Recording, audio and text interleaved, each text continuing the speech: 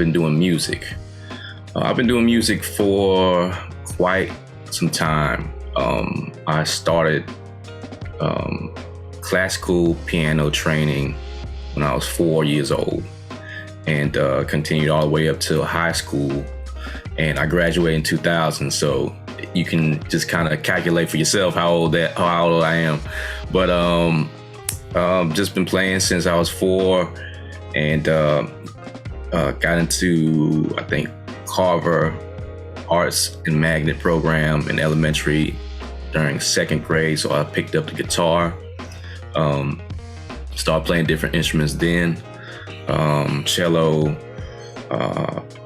saxophone, and kind of just went down the list.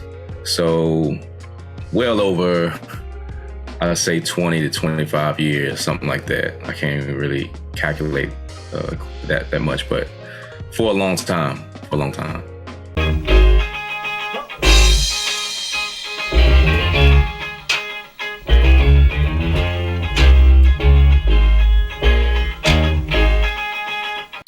Was my earliest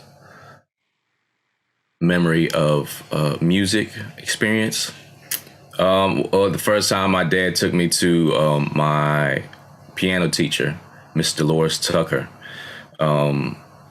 I was just a scrawny little kid, and I didn't know what I was doing, but he just kind of took me over there, and just, I guess he met her through some type of a church or something like that. And she was his English teacher, my dad's English teacher. And I guess she mentioned that she teaches piano as well. And so he brought me over to her house, and I just remember like tinkering with the piano, and they said something, and from then on, I just started to take lessons from there. So that was like my first memory. I went to UAB, University of Alabama, Birmingham. So my first musical performance, that's a good question. I don't quite remember it, but it was piano.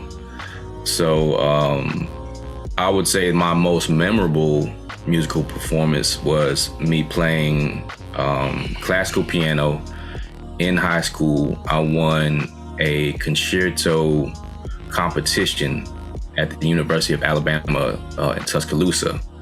And the winner of that got to play with the Tuscaloosa Symphony Orchestra. So when I won it, I was playing Prokofiev Third. I think it was the third movement or the first movement. I can't really remember. But if you look that up, it's a very complicated, very advanced piano piece that you play with the orchestra, and the piano is the lead. So that day I had to play with the orchestra about 2 or 3 times. And that same day I had like a severe cold, severe flu, severe cough. So every time I performed on stage, I would have to put like 3 or 4 cough drops in my mouth to keep myself from coughing. And went on stage and played that piece. And it went really well. I have it on camera, or I have it on video somewhere, but that was like one of my most memorable performances right there, playing with the orchestra. And that was pretty cool. If I had to make a choice, it'd be loyalty over love. Cause people that love you really ain't loyal like him above. I just really just put in a lot of work, man, like a lot of work. And, one relationship led to another. And with the whole T.I. and Jay-Z thing, it was through K.O., the producer. He's originally from Montgomery, and I met him there in Montgomery, Alabama, and was working with him, and I submitted a lot of beats. And it's a whole nother story with that, but that's the proximity thing. It's like, was it the 6 degrees of separation type of thing? So, I always knew somebody that was involved in something, you know what I'm saying?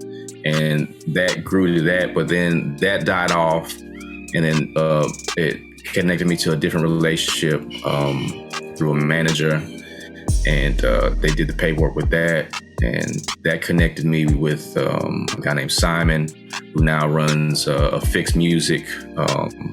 It's a music library And so I have like an exclusive relationship with him to where I can submit stuff and play stuff on TV, film stuff like that, mainly TV commercials. So I've had some successful stuff through there.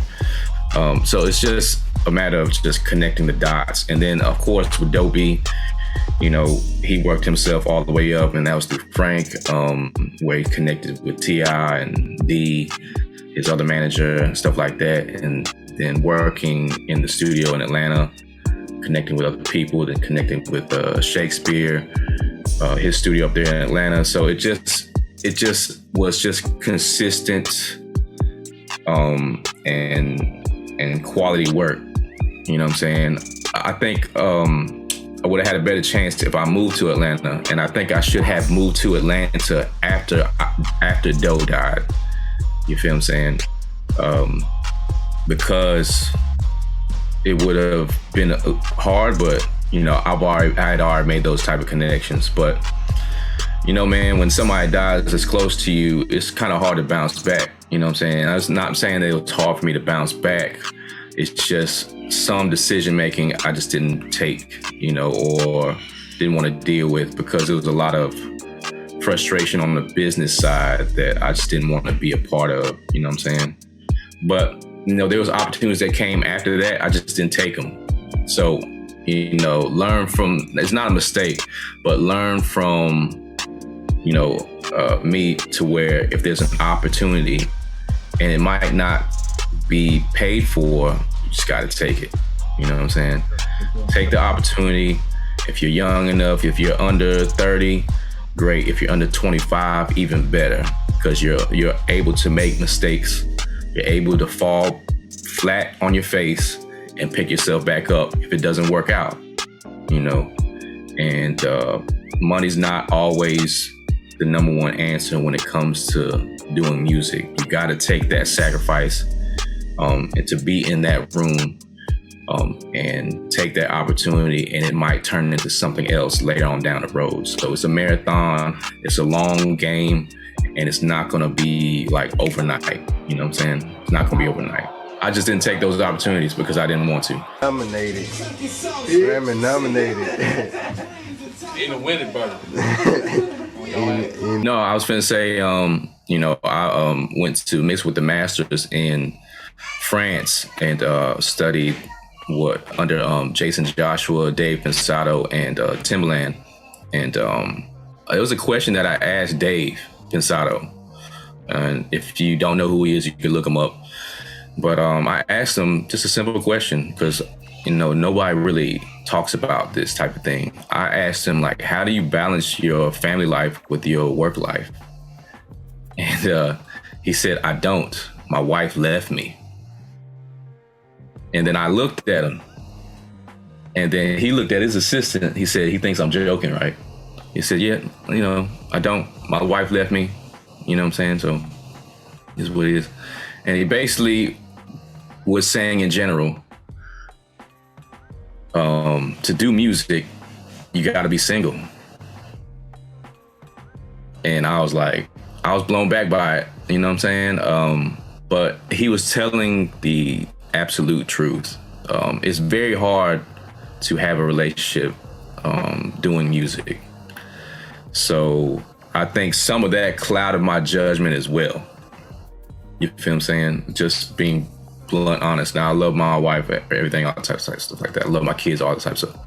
But to do music, you're gonna have to choose, you know, and it's not an easy decision to make. If you want to really do music, then you kind of got to be single.